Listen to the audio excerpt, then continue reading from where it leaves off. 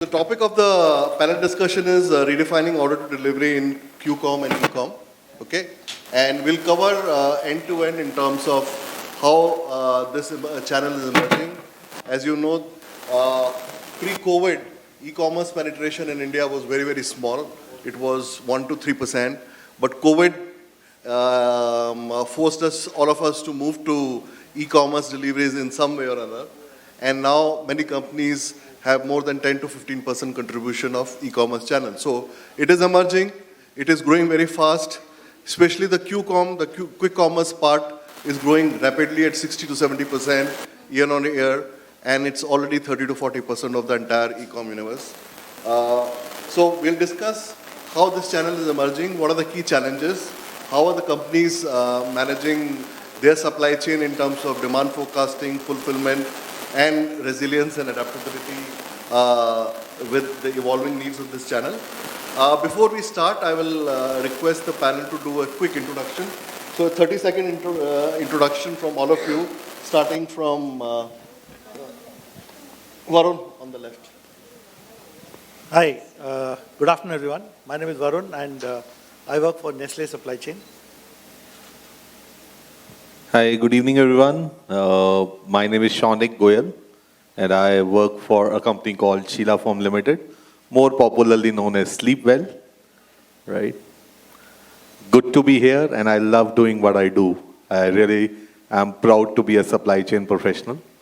Yeah, and I've been a go-getter throughout my career and that's the way it has been. Yeah. Good evening everyone. I'm Siddharth Burman. I work for API Holdings, as more popularly known as Pharmeasy, and I look after the operations and logistics there. Good to meet you all. Hi, I'm Nitin. I work for Open Network for Digital Commerce, ONDC. Look at a couple of domains, starting from mobility, transportation, travel, logistics, grocery, agri, and scaling. Hello everyone, I'm Kapil Makhija. I'm the MD and CEO of Unicommerce. Unicommerce is an end-to-end e-commerce enablement platform. We are powering the backbone of India's e-commerce, powering nearly 25% of India's e-commerce volumes. So nearly 1 billion orders get processed through our platform annually. So a lot of panelists or a lot of brands that you use on day-to-day basis are using Unicommerce at the backend. Fine. Thank you everyone. A little bit about myself. I'm Ashish Pandey. I've been in supply chain for more than 25 years. Happy to moderate this panel. So let's start. So I think let's catch Nitin first because we don't get to catch people from ONDC in our supply chain meetings. So Nitin, tell us, when ONDC came in, it had a grand vision of democratizing the entire e-commerce universe, empowering the small merchants, creating price discoveries for B2B channels in a way that nobody could do it because today the current constraints is the marketplace that you are in, and there are multiple marketplaces. So tell us a little bit about the journey, and also I would be very keen to know what is the picture of success that you as an organization is looking in, say, next 12 months from now.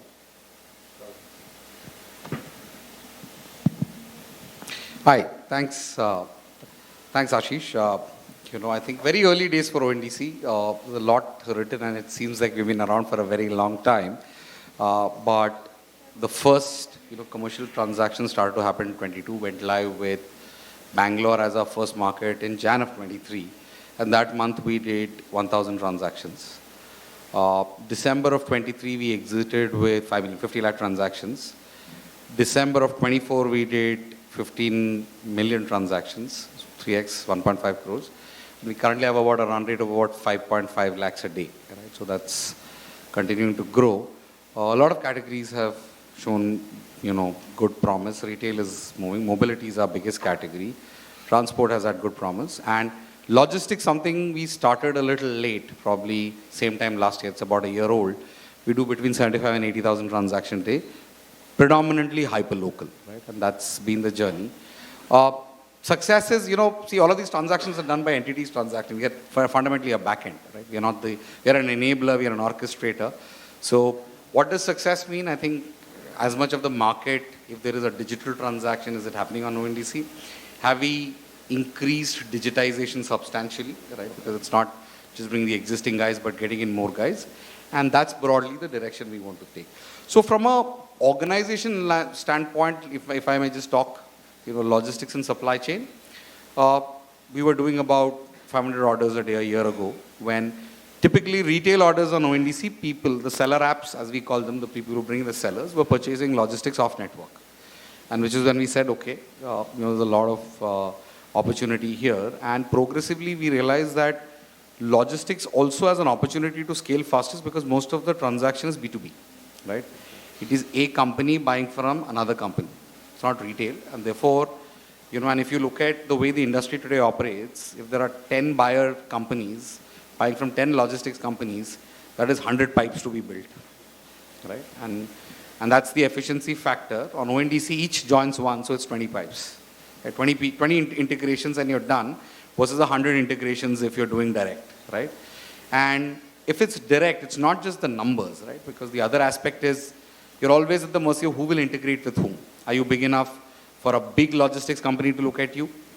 Are you, voluminous? And for a big company, there is always a challenge of who are they integrating with.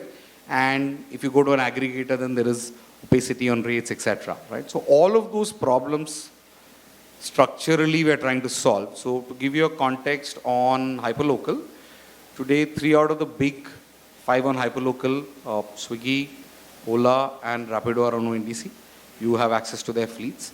And the beauty of this integration is not just that you have access to their fleets as a big company, but any company that is buying on logistics is democratically sending it to the entire marketplace, which includes these 3 and all the regular players such as Shadowfax, Loadshare, Dunzo was there, a couple of others. I think most of the medium to large players are already there. We also have a fairly strong story emerging in on local fleet operators now starting to look at joining the network. We have at least one in Delhi, Gurgaon, which does a couple of thousand orders, right, where they've come in as a fleet operator. Typically, if you are a fleet operator and you were to aspire to get orders from a large brand, it's a non-starter in the pre-ONDC days, right? How do you even get access to go talk to a supply chain head or a delivery head and get his time and then get his attention and get his products team's attention to build an API integration with you, right? So the story here is that the fleet operator got enabled by somebody who had a fleet solution which is ONDC compliant, right? So you came in as a tenant, purchased a SaaS software, right? The buyers of logistics, which are big companies, including some of the larger companies in India, other than even non-ONDC, right? The whole portfolio, and I'll talk about it. They are all now buying logistics from this fleet operator in Delhi, Gurgaon, right? And that's the enablement story, right? Now that's one aspect of how a small company. Now, even if you're a small buyer and you have a logistics buying application, right, with the front end, right, you can get access to all of these inventories in one place. And that's one aspect. The second is any new inventory addition that happens, a small fleet, a large player comes in tomorrow, an Uber comes in, right? All of that inventory is also democratically available to all of you, right? Now, whether the transaction happens, whether the pricing works for you, whether the supply is good in the area that you want it, are downstream problems. But structurally, access is solved, right? You don't have to go integrate with them, right? You don't have to go sign a contract with them. You don't have to be at the mercy of their sales strategy or their prioritization to get access to them, is broadly what we're solving. That's why in a year, we have scaled to about 75 to 80,000 orders. We hope to be about 100K by March, right? And continuing to grow. Right now, so we do 30-minute, we do slotted, we do same day and next day across all our large cities. We have just tested and gone live with quick commerce. We should be doing 15-minute deliveries, should announce it in Feb. One of the quick commerce companies has just tested and gone live, right? But it's still in beta, so we still have not announced it. Now, essentially the beauty of it is they're buying logistics from the network to do a 15-minute delivery, right? So if you are somebody who has the capability to pick and pack in say 3 to 4 minutes, right? So on the network, you will have the capability to buy logistics to do that 15-minute delivery. And that 15-minute delivery capability is not restricted to that quick commerce company, right? The LSPs that will be providing that service will be available to everybody. And therefore, if you are a small store, right? You are a medicine store, you are a food restaurant, right? And you want to increase your delivery throughput, right? the opportunity to do that exists, and we will continue to ramp this up. The other efficiency factor I spoke about earlier was that as small fleets come in, right, you're not looking at one or two industry players who have core fleets that are their own, right, and for a purpose, and they look at the network or beyond as efficiency factors to increase their utilization, versus players on the network who are fundamentally saying, whoever is ordering, I want to service it because this is my primary, right? And therefore, that's also helping us scale fast. So that's broadly been the journey. I think, moving further, I think next year we're looking at the next financial year, we will have dark stores, fulfillment centers, warehouses also going live. So if you're a brand and you want to deliver across cities and you want to buy a dark store or a fulfillment center, that's an extremely fragmented space as we understand it. And about 5 dark store fulfillment center players are going live, and that should happen in about a quarter, right? And you can buy a pallet across Bangalore in multiple dark stores, in multiple cities progressively over a single buying interface, right? And those will become delivery points for you. Further integrating it backwards, that how do you kind of manage your warehouse to dark store fulfillment, and mother warehouse to warehouse fulfillment will also be backward integration we'll progressively build. So that's the broad direction for next year. Okay. Thanks. I think the B2B part is very clear to me. Now, if I'm a consumer in Gurgaon or Delhi, what is the value that I can derive out of ONDC network as a consumer? See, as a consumer, logistics won't be a story, because I don't see consumers being very excited about figuring out, should I use logistics player A or B, or should I buy from fulfillment center X or Y. Right? I think that'll be just bad consumer experience. We've seen a few players try that as well, but with limited success.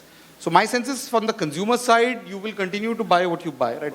Like a very large part of our logistics today is fulfilling our own retail orders, right?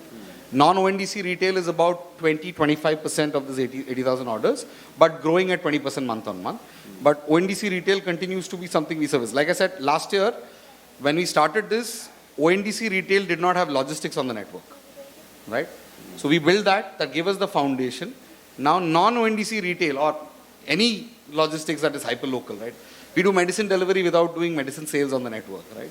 So some of Pharmeasy's competitors today use the network to do delivery in the bigger cities, and they're only buying logistics. And that's another core offering, that if you have a hyper-local delivery requirement, irrespective of whether that retail product is sold and serviced on the network, you can just buy logistics, right? Okay. And that becomes a value proposition. From a consumer standpoint, it will continue to be buy food, buy grocery, on or off network, and some part of that will get fulfilled by us. If I remember, initially when ONDC was being conceptualized, the way it was sold to a consumer was, say if you're going for a holiday to Kerala, now you buy your tickets through a certain platform, you buy your hotel booking either through same or different platform, then you go there, you need a local taxi, you need a tour guide, and so on and so forth. So ONDC was supposed to be one marketplace where a consumer, if he or she decides, can get all these services together. This is an example. This example still holds to give you a sense on what we're doing on travel. What all is live, right? Because it's a build, it's a journey, right? So airline ticketing is live, but on airline ticketing, with the kind of market we have, there is not a lot that you can change suddenly, right? It's two large operators with a very high degree of occupancy, so I don't see too much happening.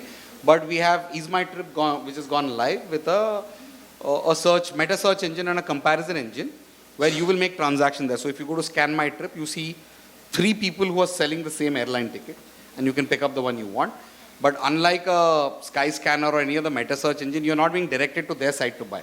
You will buy it on this interface, right? And the way to think is, today there are 3 people. Tomorrow, every travel agent, every large OTA, or every airline, right, which wants, can be selling that ticket there on that one interface. So that's one thing. Hotels is coming. Hotels will have the same thing. You get, even on Google, you get all the hotels, right? But you see the kind of price variances, right? A hotel will be available for 8,000. The same hotel for same night is available for 11,000. And then you go click the cheapest guy, you go, and then you realize, oh, there are ifs and buts, why it was 8,000 here and 11,000 there. So all of that will solve, because it's going to be a transacting front end on ONDC, right?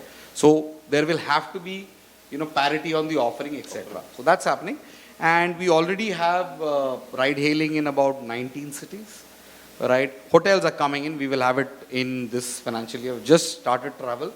hotel booking should be live in about a month, right? So all of these are progressively coming in. And today I think we do about 51 use cases, right, across domains, multiple. Metro tickets are very live. You will hear an announcement on DMRC being available on ONDC. We should be going live soon, right? About 5 metros are already live. So if you're a buyer app and if you're a consumer, the number of interfaces from where you can procure a metro ticket is going to substantially be larger. So work in progress, but continuing to grow. Excellent. Thank you. So let's move to Kapil. And now there's a lot of stuff which is happening on the marketplace and in the tech and in the background. So could you please elaborate how Unicommerce is enabling all the tech part and what efficiencies your services are building for the marketplace? Sure. I think Nitin talked about it, about being an integrated system. The protocol that ONDC is establishing, we stood for that for the last more than a decade. Not audible.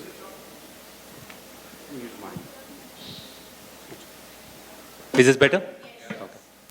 So I was saying that, as Nitin was mentioning, that ONDC, the protocol that they have established is to integrate into multiple systems and all participating systems talk the same language. We've stood for that protocol and that has been implemented in Unicommerce for more than a decade now. What we solve for is integrating different pieces within the e-commerce puzzle, whether a brand is selling on their website, marketplaces, quick commerce, and getting everything under the same system. Today, there are inefficiencies that exist in the ecosystem because many a times it happens that the processes, the systems are very disconnected. What Unicommerce as a middleware does is unify all these interactions so that all systems are talking to each other and brands have a single and unified view, so that unified view of their operation, so that they can make an effective decision making as to what they need to do best for their business. This is particularly important because e-commerce is a fast evolving industry. Until 2 years ago, I think everybody was dismissive about quick commerce, and today quick commerce is a salient contributor to many categories. Similarly, until 5 years ago, nobody talked about being omni-channel, and pandemic taught us that the new reality is that the consumer has already been omni-channel. Now brands have to wake up to this new reality and become omni-channel.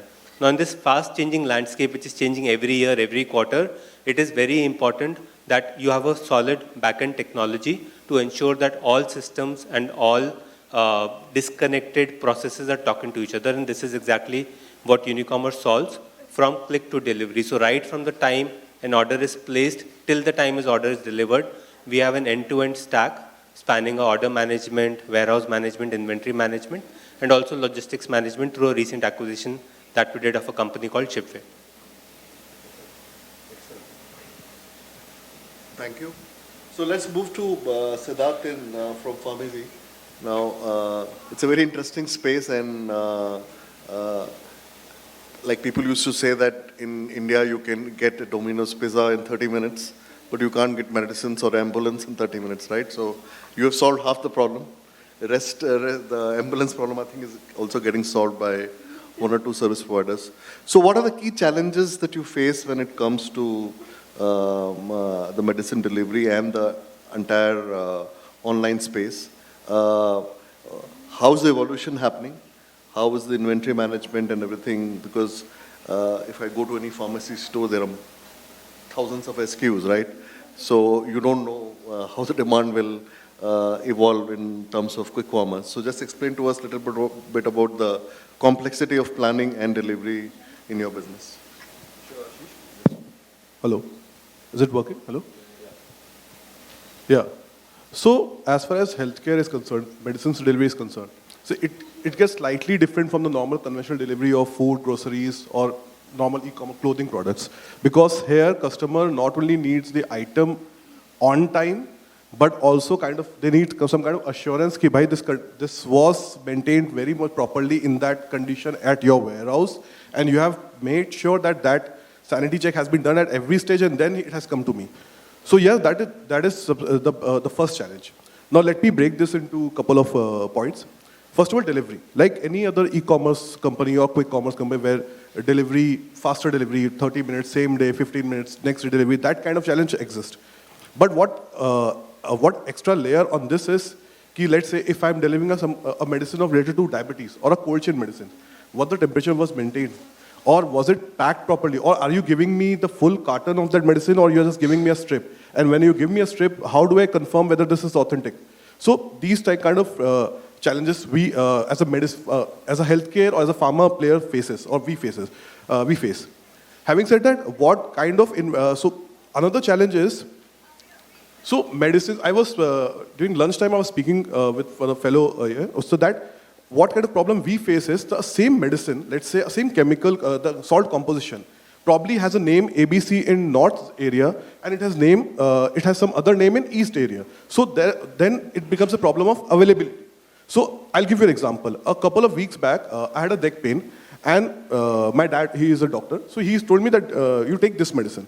Now that particular name of medicine is something I tried. First of all, I tried on one app, not available. I tried my computer app, not available. Then I went to a couple of stores. Bhai, aisa kya hai isme? Why it's not available? Then people told me, sir, this particular salt is available with the name of this. You'll find here in this NCR region. Nothing. It's not that quality has been compromised. Something. So that thing also varies from geography from one place to another.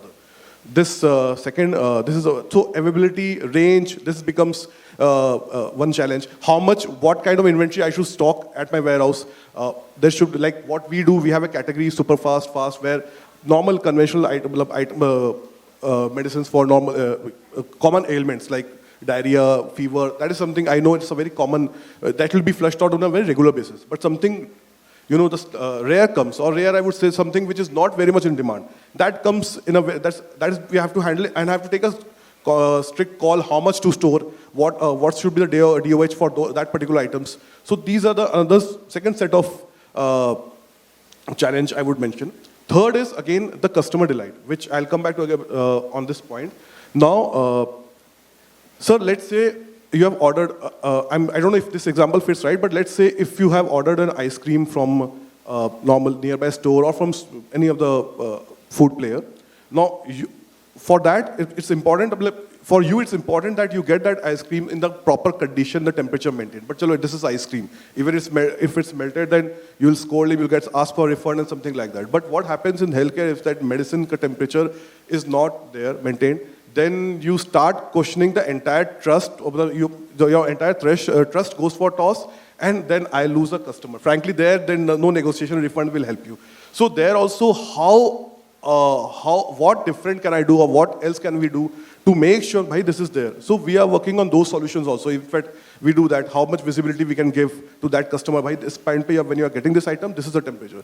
So these are the couple of challenges. Other than that, normal. Obviously, see, this is medicine. This is not a seasonal-based orders like clothing and festival time orders will increase, or food which will increase during the Saturday weekends. This is a medicines. It has an own trend. People who stock their medicines on regular basis, they order once in a month. Those who are in need, they will order. We all hope that everyone should remain fit and fine. Then they order once in 2 or 3 months. That kind of thing happens. So for us also, efficiency or the utilization of fleet and warehousing space things, that gets also very much, it's also very critical. Where I was just having a word with Mr. Nitin, how I can use this. ONDC will be, although many players are there, but what he has proposed just before the beta, that will be, I'm going to connect with him. But yeah, those things will be helpful because efficiency is still a challenge more or less, as far as healthcare is concerned. And I still think not every market, city or geography are still very much confident with, they are getting gradually used to with this, this online forum. Gradually this is getting, but there's a huge potential. There's a huge potential in the inner part of the heartland of India, the northeast pockets and everywhere. So those things is also something which we are figuring out how to gain out of that. That's it. One question that I had on this space was the pricing. How do you manage the pricing? Because if I go to 5 pharmacy outlets, the guy can give me 5%, 10%, 15% discount depending on my connection and association and relationship with him, right? There's a different pricing online. There's a different pricing if I go to hospital and their pharmacy, right? So how do you manage this pricing, which is quite variable in my view?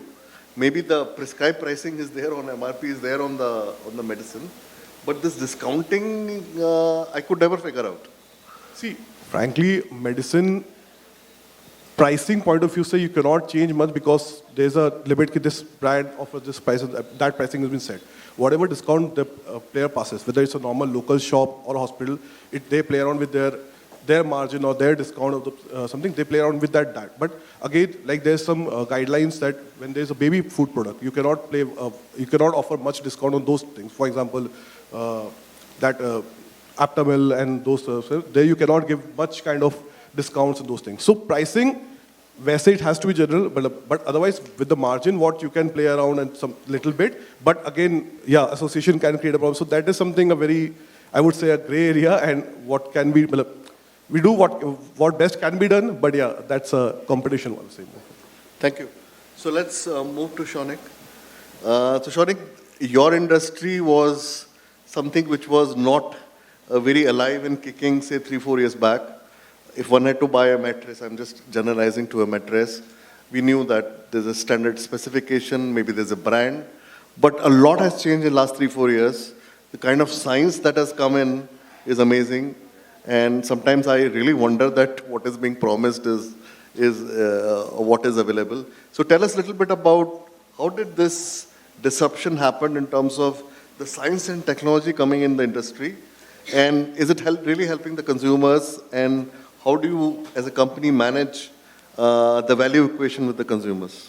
So, good evening, everyone. I think mattress, if you ask me, is something which is very personal to each one of us, right?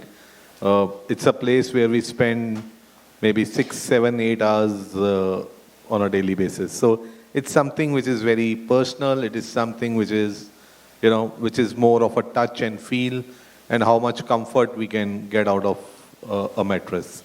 So, like Sir said, primarily, mattress industry has been an offline industry. It's always good to have a look and feel of a mattress in a store. Now, lot of places we have experience centers for mattresses, and you can lie down on a mattress and see how your body sort of adjusts or reacts to it. So yes, it has been a primarily offline business till about 3-4 years back, where some of the competitors started doing really well in the online space, and that's where brands like ours, which is Sleepwell, and now Kurlon also. We thought that now it's time for us to also expand into the online business, and that's where the practice of bed in a box.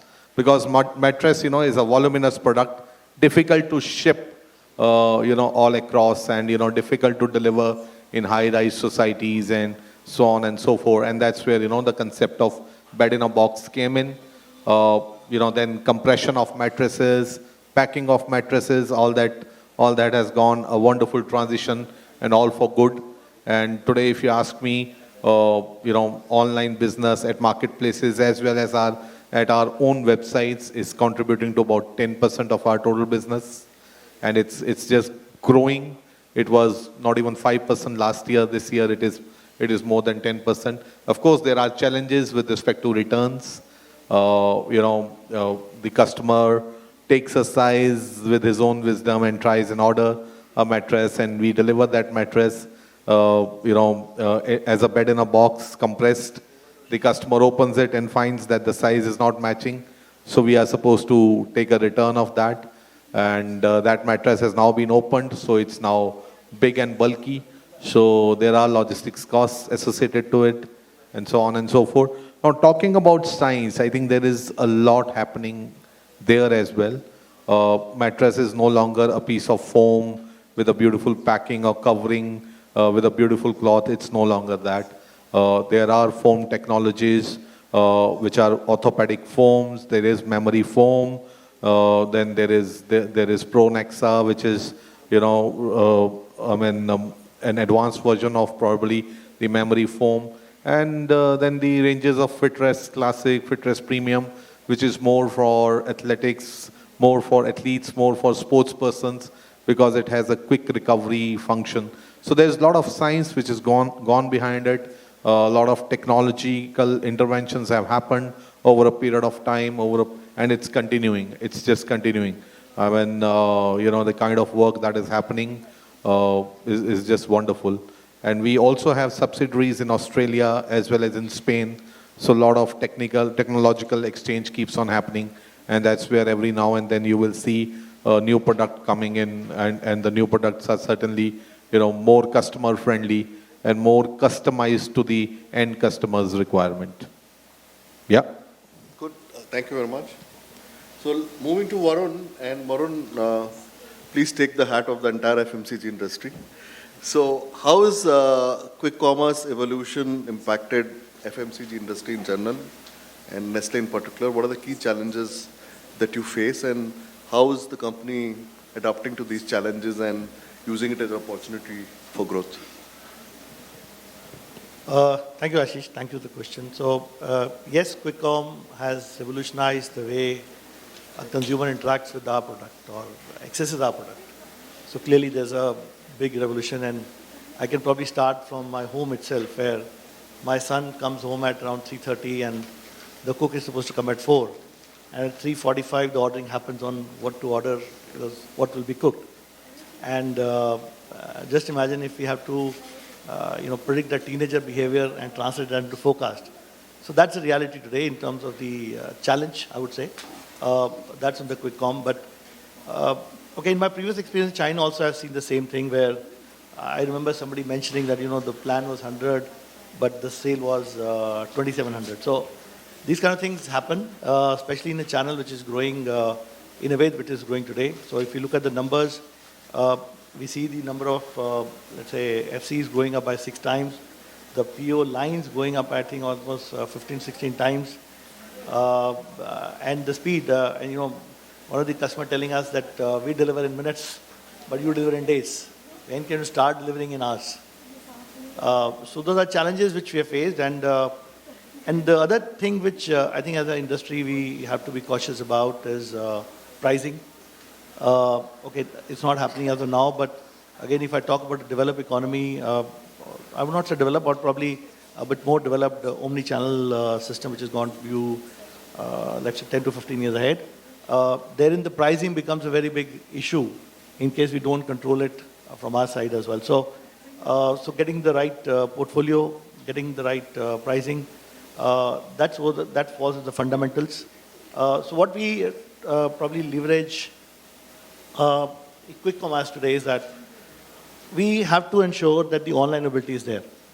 Now, there are always discussions that, is it overlapping with your general trade system? But the point is that if you don't do it, somebody else will do it, and the consumer will go for a different product. So that's why we gone to the extent of looking at, let's say, what are the online abilities with the quick com, e-com, what are the service levels we give them. So it's driven on the availability, driven on speed, driven on mutual logistics efficiencies, what we can build through. So we look at the portfolio, we classify the portfolio in the dedicated portfolio with quick com. We try to produce at most of the places to try to create that flexibility on the front end. And on the back end, we have a differential material strategy for the dedicated portfolio for the channel.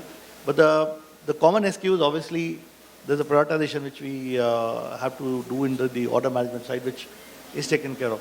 But I think one of the next unlock which will come, and I was very impressed with what Nitin was saying and Kapil was saying, because today the order management has a huge potential to simplify with all the different new customers coming in.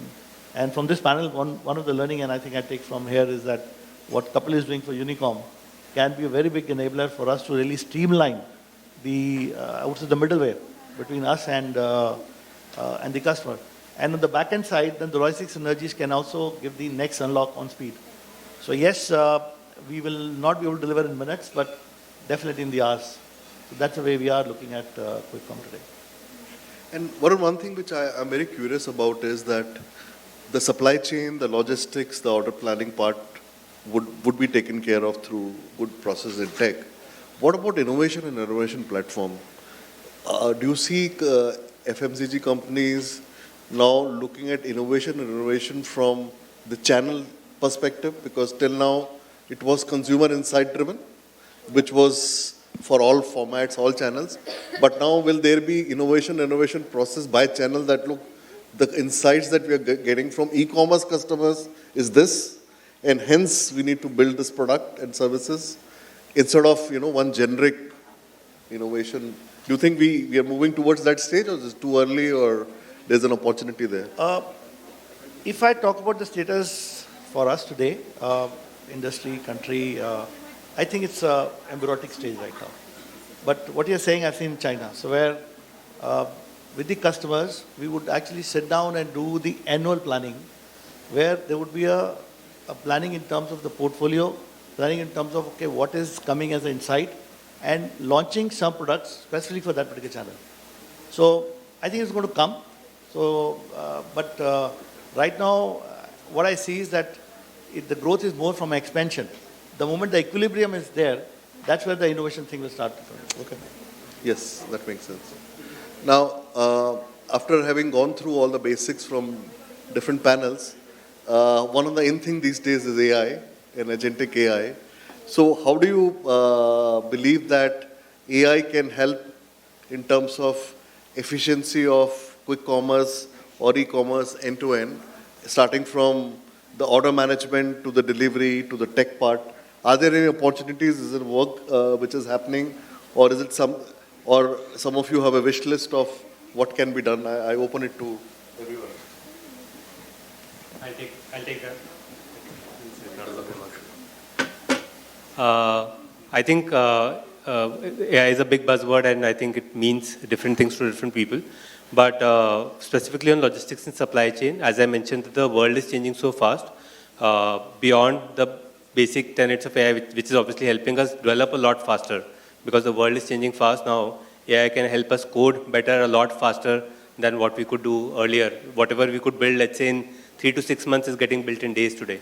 So beyond that, I think what it is helping, for example, a very simple example I'll give, and I was talking to Varun about this, that today when a brand is dealing with various general trade, modern trade, and quick com channels, one of very simple things, they raise a purchase order, it comes in a certain format.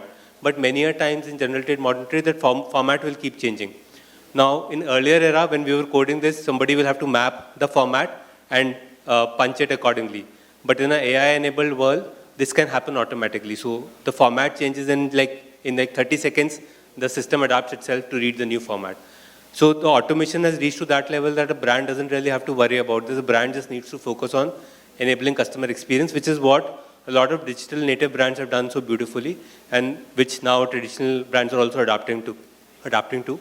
These are very simple examples. Other example of AI that could be relevant in logistics is that predicting the customer behavior to see whether this is a RTO prone customer, that this customer does a lot of returns. AI can help predict this with a lot more accuracy than we were able to do 3 years ago. So these are very simple examples or applications of how AI is enabling logistics. I can go on for another half an hour, but these are 2 examples to give you a sense. So we are fundamentally a backend. So there are the ONDC apps. Now we have close to 300 buyer apps and seller apps and logistics apps. They continue to innovate, and lots of use cases, everything from consumer facing to complaints management, information, copywriting, whole bunch of stuff happening.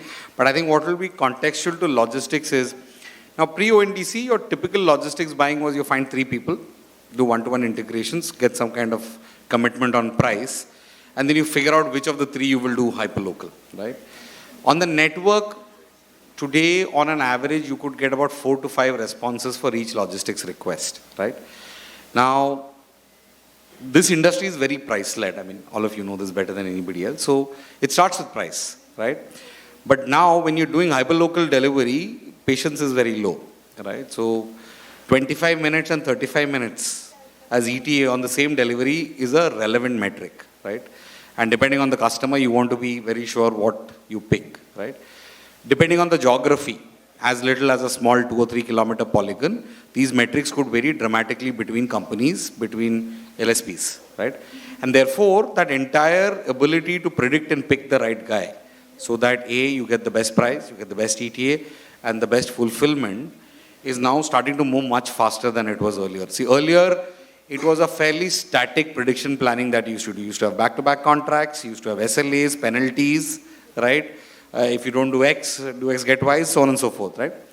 Now it's becoming a lot more dynamic, and therefore the ability to pick the right logistics player is capability that will get turbocharged by AI. And what's happening is we have at least about 3-4 companies on the network who specialize in just this one aspect. They don't only bring you on the network as a what we call a logistics buying network participant, but they also give you the historical data, the ability to predict and pick the right LSP for you, which then starts to optimize for whatever is your primary metric, right? Are you, lowest average cost, or are you, fastest delivery, or are you different things for different brands that you service?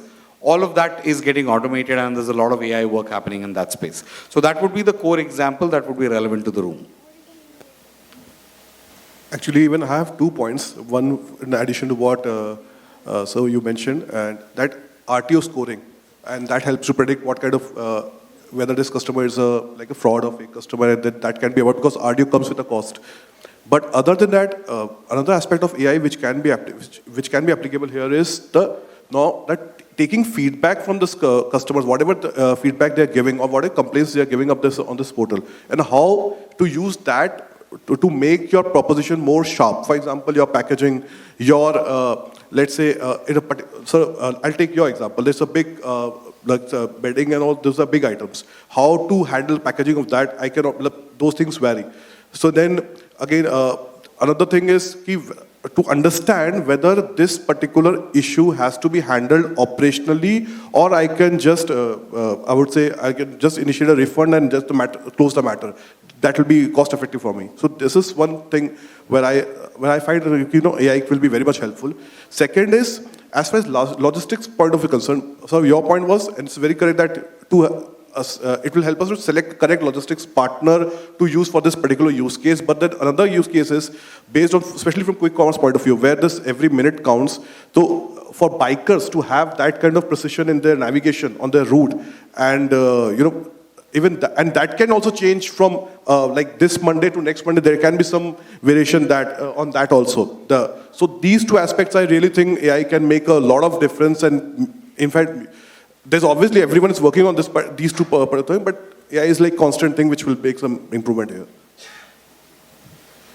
For us, I think AI has started playing a very important role, and that is predicting the demand. So demand prediction is now being automated. We've got a dynamic replenishment system active in our homegrown ERP. So what that has helped is that it's helped us bifurcate the made to stock versus the made to order. There are about 600 odd SKUs and different sizes of mattresses, different thicknesses of mattresses. What it has ensured is that, what AI has ensured is that we have been able to bifurcate our inventories into made to stock and made to order, right? So, made to stock, we commit that we will deliver within 24 hours. And the made to order has different tags of 2 days, 3 days, 5 days, and goes on till 7 days, depending on the location. So I think that's something which has simplified our life. And of course, like you said, predicting the customer, whether it's a regular RTO customer and how has been the trend, that is also now being put into a shape, at least for our own website. Yeah, so for that particular customer, we don't allow him a COD. We always prefer an advance payment from that customer. Yeah, thank you. For us, again, I'll go back to the Ola mindset, online ability, what we aspire to. Then again, it obviously starts with the design, on how we have designed the value chain. But more importantly today, what we're trying to do is that if we can predict the next week's order at a SKU DC level, SKU deployment level, and then we can feed back to our distribution system to have advanced staging, because that will also give us speed. And also the second thing what we realized is that 1/3 of the growth, or let's say 1/4 of the growth which are coming, is coming from expansion. And we have decided to go direct for all these new locations. Now, therein, like you said, order management actually can play a very big role. So if, we can capture the order, then order can be allocated to the closest location where the stock is available. So these are two things we are trying to do, while what Shonit said, we are already working on it for the last few years. I think before we open up to audience for questions, maybe one last thing which I would like to ask.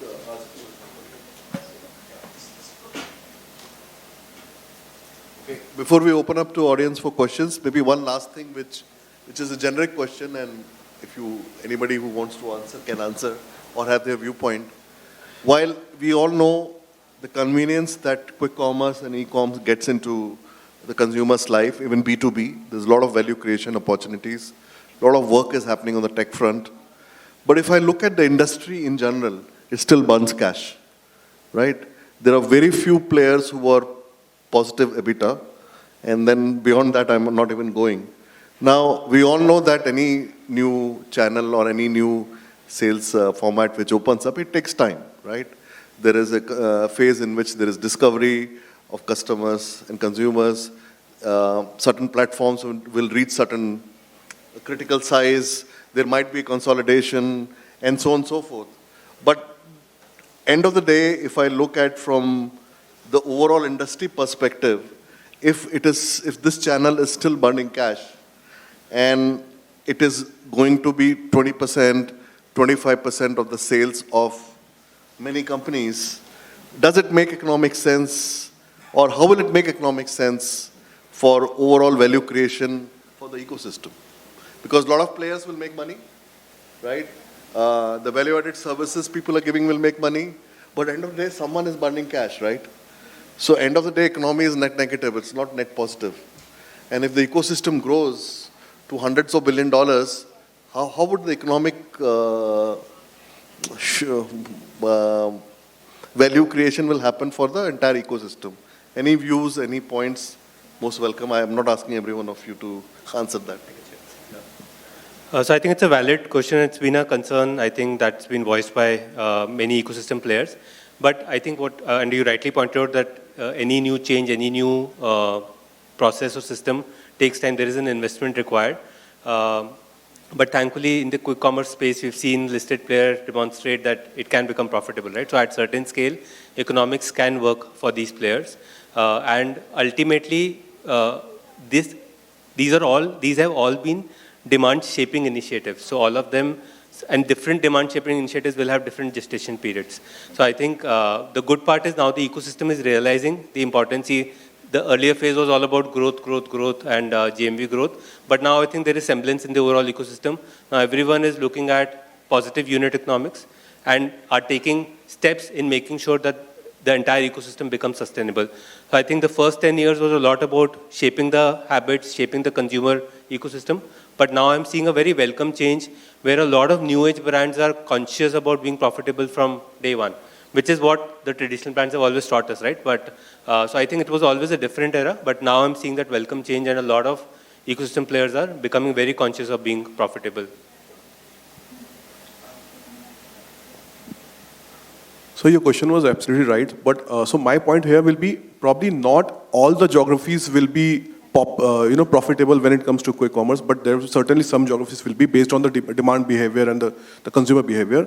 And so that is one thing. But along with that, also what, I would take what Nitin sir you mentioned earlier, that warehouse utilization, multiple players using it, or using multiple delivery fleets and all, multiple logistics player. More of these ideas are churning up at this, with the this inception of Q-commerce, since the inception of Q-commerce. So I guess those factors gradually, and obviously with consumer behavior is getting developed right now, and we are also learning how everywhere. I don't think nobody thinks of cost cutting on an everyday basis. So these ideas are also coming up. So I'm sure eventually a majority of these quick commerce setup, at least in those geographies, should achieve that the number, and obviously with the scale, with more order, that will be there. For us, it was a tricky decision, right? We are the #1 offline mattress player.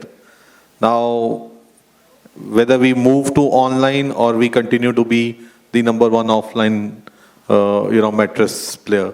We took this call to move to online because we were getting wiped up by competition. And we did not want the competition to, grow so much online and then finally move into offline. So that's where, we thought our presence online is important.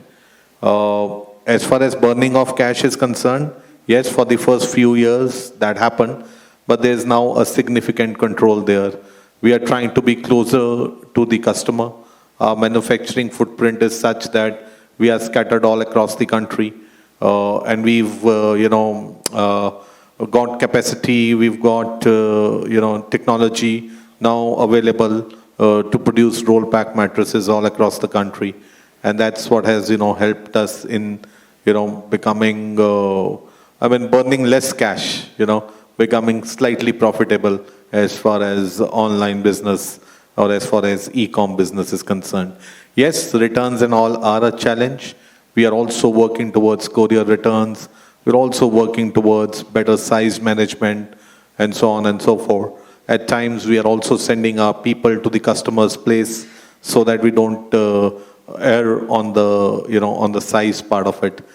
Yes, there is work in progress, and it's likely to be at least for the foreseeable future. Thank you.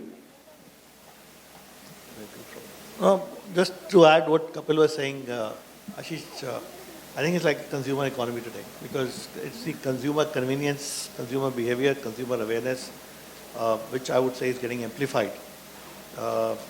And from our perspective in FMCG, this channel also helps us to understand the consumer faster versus other channels. I think, but we have seen that some point of time the equilibriums come, and I think equilibrium will come, and like we had seen, Udaan came, and then things evolved. So, but as of now, the channel is prospering.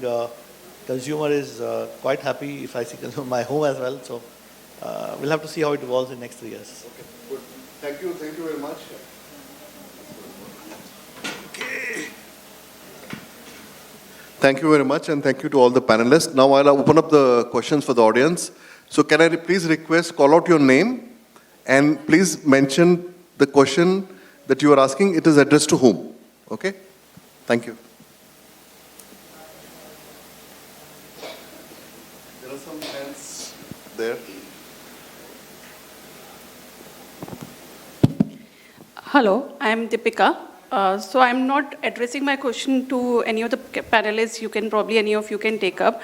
I just wanted to, ask, all of you believe that Q-commerce is necessary for all industries and all product categories? I think it started with medicines and groceries, and now it's moved to a delivery of a phone in 10 minutes or even a cookware, a pan or anything. So now we see each and every kind of, product in e-commerce. Is it like really necessary? Is it not adding to the overall, ecosystem burden? And I know it's a consumer behavior, but I think it's driven from the industry and from availability of products as well. So any of you can probably take that up.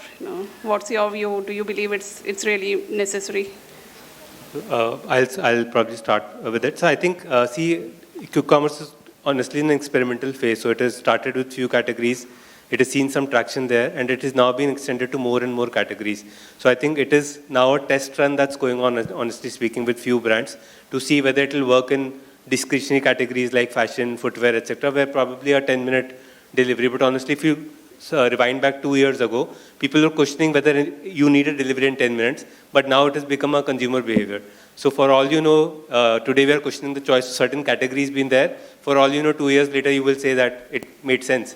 So I think right now, the category expansion, just how it happened in e-commerce 10 years ago, different categories went online. When things were going online, people were questioning who will buy clothes online. You have to have a touch and feel, right? Or who will buy a mattress online for that matter. But now it's a new reality.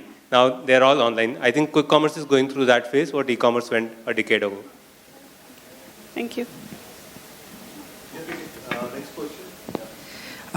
Yes, I'm Professor Jitendra Madan. I'm speaking from IIT Delhi, and I think I've been taking this Q-commerce out there. Actually, what exactly we feel that from the consumer behavior point of view, that this automation out there, you can call it like sort of using an AI and all those things, this lags somewhere the humanness, what we call it to be the humanity out there, which is there in the supply chain, which has already been missing out there. And it is like sort of over-trusting the last mile delivery out there, because the interaction which is happening between the customer and the delivery point at the point, last point, it might create a lot of havocs out there. And this is like sort of, as Kapil has told, that we are identifying the return behavior. Just this small interaction is like responsible for a lot of returns to come. Because they don't want, they have like a very bad interaction. The condition of the product which they have reached to them is like not that expected one. But we have been, the organizations are trusting their last mile delivery person so much that everything is coming right. So how you just like sort of include, or you have a plans to include the human content out there, like humanness, how that part will be overemphasized or like sort of emphasized, basically, not over. Let me take a stab at it. I think it's a fair concern, right? That there are challenges in delivery, in trust, etc. But I think there is a consumer behavior that is emerging, right? And you and I may not be the most apt, consumer, and we may not, or we may want that touch and feel a lot more than somebody who's 20 years younger, right? But there is also a consumer who is digital native first, right? And therefore, their aspirations, their way of looking at these problems are different, right? And therefore, we must be mindful, and there's a lot of conversation when we have at ONDC, we say that, right? That as a 43-year-old, I am not probably representative of everything, and therefore, my lens of looking at it may not always be appropriate, right? And a couple of examples I quote, right? I have a daughter who turns 15 in a couple of months, right? She's not seen my QWERTY keypad. The first phone she will remember as a child is a flat screen phone that I had, a Samsung phone that I had about 12, 13 years ago. She doesn't remember my BlackBerry, right? And she will be an adult in 3 years, right?